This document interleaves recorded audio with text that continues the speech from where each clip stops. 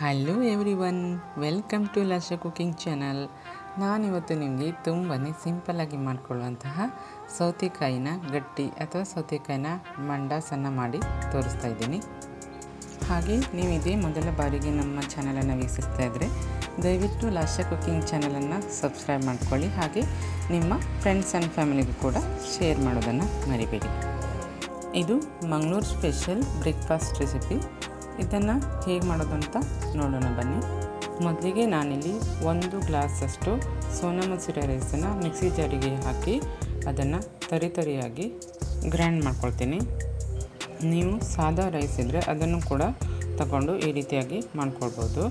ಇಲ್ಲಿ ಅಕ್ಕಿಯನ್ನು ನೆನೆ ಹಾಕುವ ಅವಶ್ಯಕತೆ ಇಲ್ಲ, ಹಾಗೆ ಡೈರೆಕ್ಟಾಗಿ ಕ್ವಿಕ್ಕಾಗಿ ನಾವು ಇದನ್ನು ಮಾಡ್ಕೊಳ್ಬೋದು. ನೆಕ್ಸ್ಟ್ ಇದನ್ನು ಅಕ್ಕಿಯನ್ನು ನಾನು 4ರಿಂದ 5 ಬಾರಿ ನೀಟಾಗಿ ವಾಶ್ ಮಾಡ್ಕೊಳ್ತೀನಿ.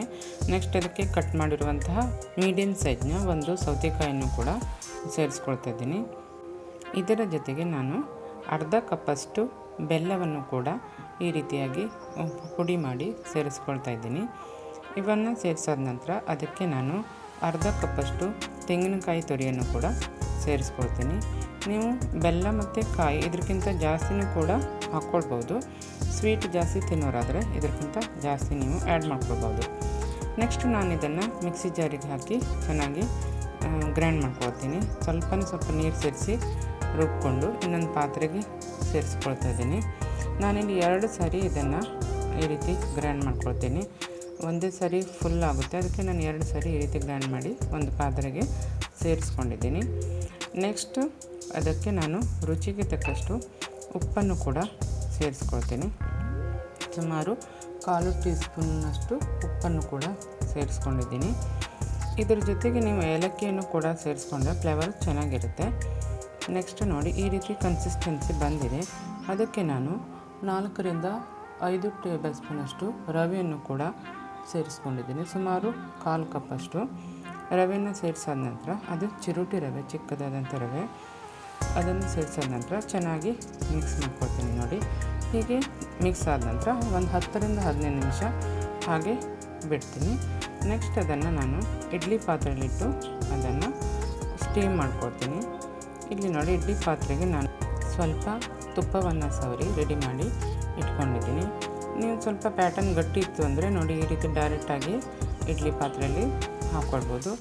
ಏನೋ ಸ್ವಲ್ಪ ತೆಳ್ಳಗಿದೆ ಪ್ಯಾಟರ್ನ್ ಅಂತಂದರೆ ಬೇರೆ ಒಂದು ಬಟ್ಲಲ್ಲೋ ಏನಾದರೂ ಹಾಕಿ ಇಟ್ಕೊಳ್ಬೋದು. ನೋಡಿ, ಈಗ ನಾನಿಲ್ಲಿ ಬ್ಲ್ಯಾಕ್ ಗ್ರೇಪ್ಸಿಂದ ನಾನು ಡೆಕೋರೇಟ್ ಮಾಡಿ ಅದನ್ನು ಸ್ಟೀಮ್ ಮಾಡ್ಕೊಳ್ತಾ ಇದ್ದೀನಿ. ಸುಮಾರು 10ರಿಂದ 15 ನಿಮಿಷದನ್ನು ನೀವು ಕುಕ್ ಮಾಡಿಕೊಂಡ್ರೆ ಸಖತ್ತಾಗಿರುವಂತಹ ಮಂಗಳೂರು ಕಡೆ ಮಾಡುವಂತಹ ಸೌತೆಕಾಯಿನ ಮಂಡಾಸ್ ಅಥವಾ ಸೌತೆಕಾಯಿನ ಗಟ್ಟಿ ರೆಡಿಯಾಗುತ್ತೆ. ಇದು ಬೆಳಿಗ್ಗೆ ಬ್ರೇಕ್ಫಾಸ್ಟಿಗೆ ನೀವು ಕಾಯಿ ಚಟ್ನಿ ಜೊತೆಗೆ ಅಥವಾ ಟೊಮೆಟೊ ಚಟ್ನಿ ಜೊತೆಗೆ ತುಂಬಾ ಹಾಗೇನೂ ಕೂಡ ತಿಂದ್ಕೊಳ್ಬೋದು. ಯಾವುದೇ ಚಟ್ನಿ ಅವಶ್ಯಕತೆ ಇರಲ್ಲ, ಇದು ಸ್ವೀಟಾಗಿರುತ್ತೆ ಅಲ್ವಾ.